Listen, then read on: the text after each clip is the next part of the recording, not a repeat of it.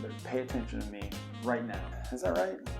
You can answer that question, and Smokey can help prevent forest fires. What's up, everybody? Chris Jones here. Most people call me Linda with Sewing Clover Photography. This is video number 2, and today I want to talk about who or what is a good photographer. What would be people? Who can be you? The first thing about being a great photographer is you got to have some passion. If you don't develop passion for it, then I doubt you'll really get anywhere to producing great photos. It doesn't mean you have to start with passion, but it should develop pretty quickly. Otherwise, meh. For me, I was an electrician for 10 years and then got really bored with that, and just in my late 20s decided I'm going to try to be a photographer. I had been a groomsman like 20 times or something, and so in my mind I thought that meant I could be a great photographer. And it was the passion when I started studying and learning. It really became an obsession for a while, and that is what I think really contributed to me growing so rapidly in my skills as a photographer. So you got to have the passion. Number 2, you got to keep learning. Once you get in it, you got to start learning and just keep learning. And even now, I guess I've been shooting for 10 or 11 years at this point, full time for 9 years, maybe 8 or 9 years. And I still am trying to find inspiration. I still look at people's work on Instagram and think, how do they do that? And then really have to work to think, how can I recreate that? And what environments can I bring that into at a wedding? Number 3, find a mentor. This goes along with continued education. So you need to find some people online that you like their work. And ideally, I'd say reach out to at least one of them and ask them about their business. Ask them how they learned. Whatever questions you can think of that would inspire you, ask them. So for me, there's a few people I'd like to look at here. One is Jose Villa.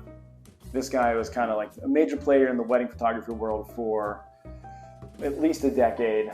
He shoots on all film, and when I first got into photography, I found out about him. I knew he was leading the way, and so at that point, my goal was to just emulate his work. He has a book up here, it's just called The Book, but if you click the link, it's called The Fine Art of Wedding Photography. You can find it on Amazon also. I bought that book and I devoured it. He's very vulnerable in there and talks about what gear he uses all day at a wedding, what camera bodies, what lenses, and then he even talks about his settings and what his goals are at weddings. And so when I first started shooting, I was like, if I can emulate this guy, then I'm doing the right thing. Another photographer I love, this guy's name is Adonye. He goes by AD. He is out of Colorado, and I think around 2015 I found his work and fell in love, so I called him up and was like, hey, can I ask you some questions? And we ended up developing a friendship, but he's been very generous to me over the years. He's had me come second shoot a few weddings with him. So he's just really clean, and he was voted top 30 photographers in the world in 2016.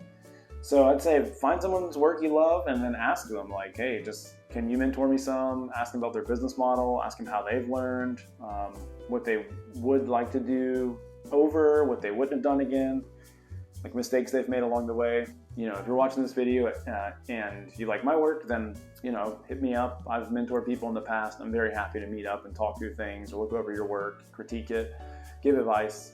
But also, if you want someone else, find somebody online you love through Instagram and just hit them up. Okay, number 4. Number 4, you got to take risks when you're shooting. I watched an interview years ago at this point with Dave Grohl. I found really inspiring. The interviewer asked Dave Grohl, how do you find your motivation and inspiration when you're making music? And Dave said, when I have an idea, I just go into the recording studio and I just make it. And he's like, if it sucks, I don't ever share it. But if it works, it works. And I've really taken that with me at weddings. Like if I have an idea for a photo, it doesn't matter to me if it's a bride and groom or family members or a guest. If I'm at a wedding, I know everyone here is aware there's going to be a photographer. So if I have an idea, I just pull people aside and like, hey, can we try this thing? And sometimes the photos flop and you'll never see those photos. And sometimes they really work out for me. So you got to take risks if you're going to be a good photographer.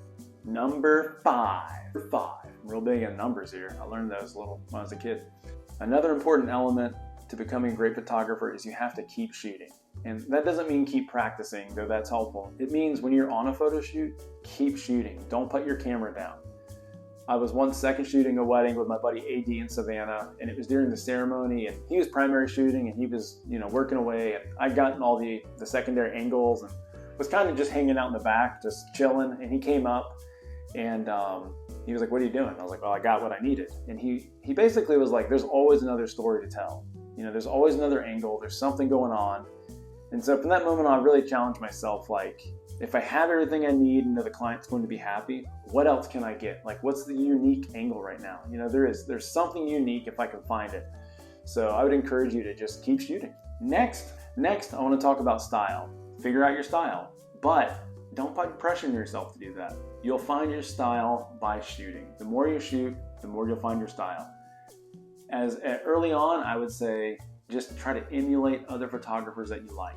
Like, find some stuff you love and shoot like them. And over time, when you're editing or when you're on location, you'll really start developing your own edge of what you like and what feels comfortable and artistic to you. But don't pressure yourself. It'll happen. One way to advance your skills quickly in photography is edit your own photos. As soon as you do a shoot, take some of those photos, put them in Lightroom, and start editing them.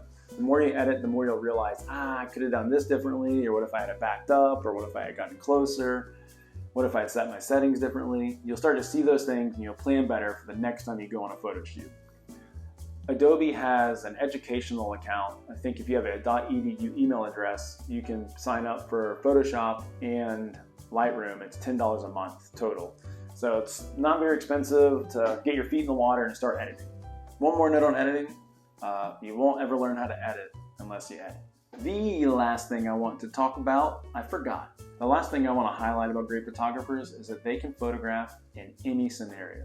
They know their cameras inside and out, they know lighting inside and out, and they can accomplish what they envision in their brain and pull it off the camera, technically accurate in any state.